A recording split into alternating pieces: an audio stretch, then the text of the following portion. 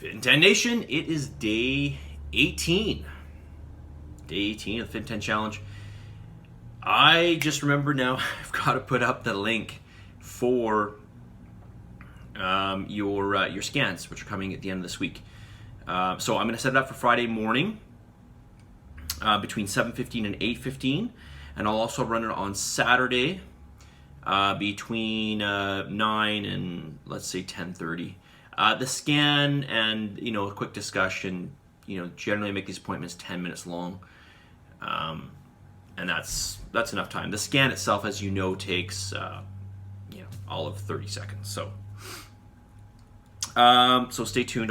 I'll make sure I post that in Slack.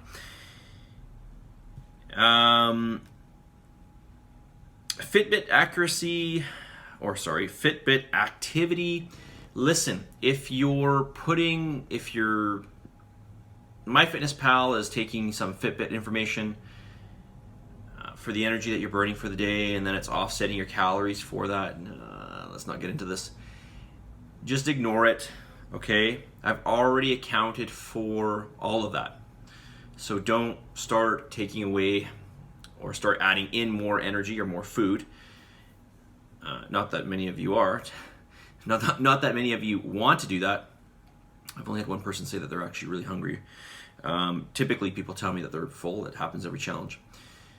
But regardless, don't start adding food because MyFitnessPal says you can't. Okay. We're simply using MyFitnessPal for accounting your macros. Okay. Calories being off. Yes. So, I've said this before. MyFitnessPal does not accurately, it rounds your macros.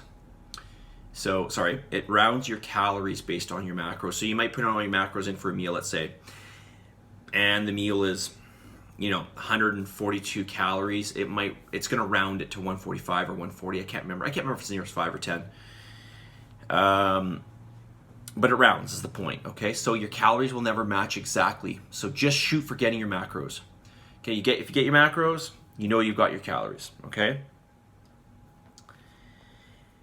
The other thing I want to mention here is real whole food.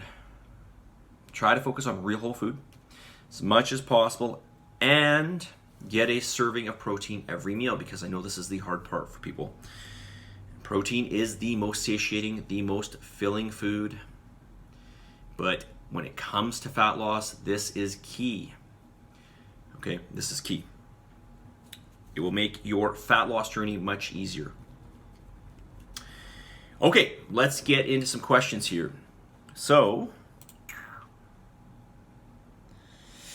this person named something specific you can improve upon for the following week. Cardio sessions. Okay. Great. Okay, I'm glad you put something in there, but tell me what specifically you're going to do. Okay, so if you're missing sessions, say, whatever I missed, say it was one session. Next week I'm going to do a session at this time on this day, and this, basically list out your calendar. Okay, list specifically what you're going to do so you can be accountable to it. If you just say, yeah, I'm going to work on improving that, there's nothing to be accountable for. Okay. Cardio sessions. How to modify for my heart rate. Currently light activity. Example, resistance training equals 137 beats per minute. Resting 87 beats per minute. Heart rate related to immune disorder flare-up. Okay. All right. We need to have a conversation about this. So let's have a conversation. Please remind me about this, and we'll chat. It's just I have questions for you on this, so I can't really speak on this. Okay. And this is for sure something that is, I don't think anybody else is going through this. I haven't actually dealt with this in the challenge yet.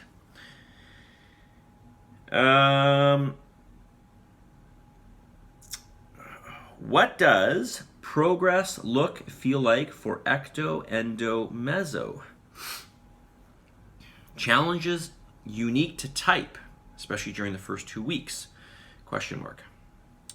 Okay, so for those of you who don't know, ectomorph, endomorph, and mesomorph is a classification that somebody made up based on basically 3 types of bodies that have similar traits. So typically, and this I won't go into this into great detail. Typically, ectomorph is your thinner type person. Endomorph is a fatter type person, usually narrower shoulders, wider hips, more body fat than the average person. And a mesomorph is somebody who's typically more heavily muscled, is leaner, wider shoulder, etc. There's other attributes that are associated with these three classifications. This is just something that somebody made up. There's not really, like, we could classify people any which way we want to. We could classify people in height. We could say, I've heard that all people that are 5 foot, whatever, 6 to 6 feet respond this way, and then people from 6 feet to 6'5" respond to this way. We could classify people in any way we want.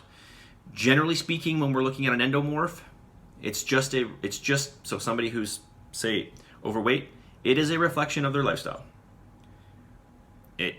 I realize that might be hard to hear, but it is a reflection of lifestyle. Fat doesn't come from nowhere. Now, that's not to say that everybody is exactly the same, metabolically speaking, with their energy efficiency or inefficiency in their body. But most, and I'm talking like 99%, are, okay? So it really has to do with lifestyle. I know I had a friend growing up and he was an endomorph. And I realize this is just one example, but I've dealt with this enough. And he was an endomorph. And if you went over to his house and you had breakfast, their family would cook eggs in oil. Okay, they would literally boil oil and then cook eggs, drop the eggs into them. And then the toast they would eat, that would be toast with butter and brown sugar. Okay? And you go, oh, he's an endomorph, it's a poor guy. No, it's his lifestyle. He can change that. Okay? Now, when it comes to your bone structure and stuff like this, yes, your bone structure is genetically based, but there's nothing to indicate that like an ecto, an endo, or meso responds a certain way to certain things. Okay, this is just a classification that somebody made up. We could classify people in many different ways. We could split this up into even more groups if we wanted to. Okay. In the challenge, I've helped all kinds of body types, and they've still gone through this systematic plan that we do, which I realize is, well, it is catered to you because obviously you're all getting different calories. The training program is the same for everybody, except obviously you're using different weights and stuff. So it is catered to you in terms of what you're lifting.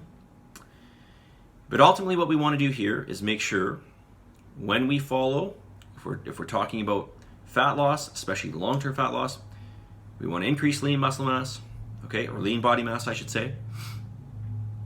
And we want to monitor our calories, and more specifically, the types of calories we're eating. It is really that simple. We want the lean mass, as that's the number one indicator for your energy expenditure at rest. We want that to be higher. And we want to obviously expend some energy through exercise. And we have to measure what's coming in. We have to measure that. So we know where we stand. So we can make changes from that when we start to plateau. Okay. How am I doing for time here? 9 minutes. All right. Just personally speaking, I remember hearing about ecto, endo, meso in kinesiologists back in 1997. 97 or 98? Maybe 98. First year university. And yeah, it's my personal view, I think it's just a bunch of hogwash. It's just something somebody made up.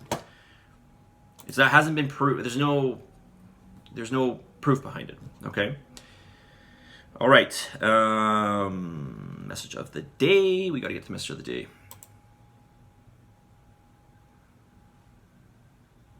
Where's my message of the day?